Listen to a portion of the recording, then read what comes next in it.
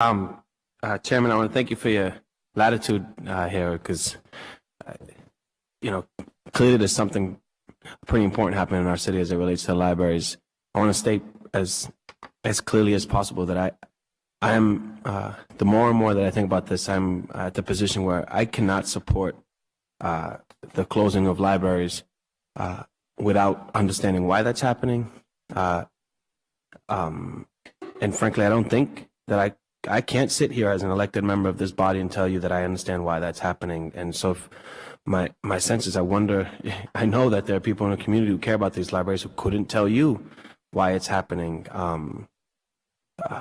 Also, I can't support it without feeling as if every single cost-cutting measure that was possible, whether we deem it as symbolic, trivial, or large, has been explored before we've gotten to the point of closing a library. That being said, that means that I don't support the closing of libraries, because I haven't been convinced of both of those things yet. My growing up in this city, this is the only city I've ever known, and the libraries to me played an important role in my life. I remember the joy I had when my mother would bring me to the Hyde Park Library as a kid. I expressed this to you, Amy, where I was to read a long time, and to me, I had no idea that that was an educational experience. It was like a field trip when I went. As I completed my master's degrees in 2007, were it not for the people at the Copley Library helping me and walking me through my own research projects, I don't think I would have been able to complete it.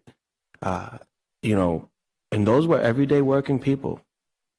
When we're talking about closing libraries, we're not only talking about the loss of the community, of losing that treasure.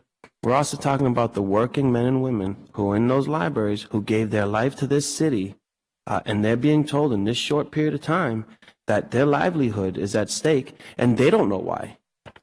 And I don't think that's appropriate. I'm also not ridiculous. I know how to look at math. I know that numbers have to add up. I get that.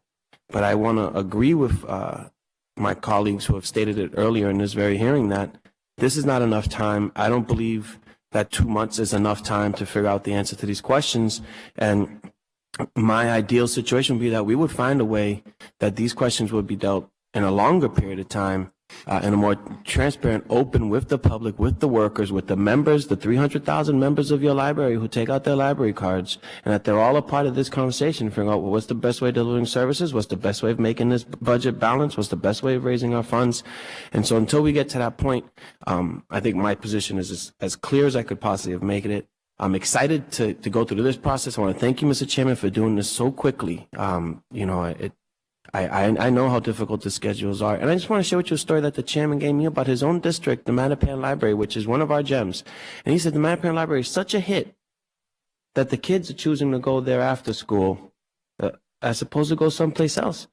We should all be walking around with smiles on our faces hearing that story, and this is what the libraries mean. So with that, Chairman, I'll wrap this up, but it's important that we really do think about those factors, the workers who are doing the work there, the people who use these libraries, the communities that depend on them, and whether or not we honestly feel those people were involved in this process and that they were involved in a way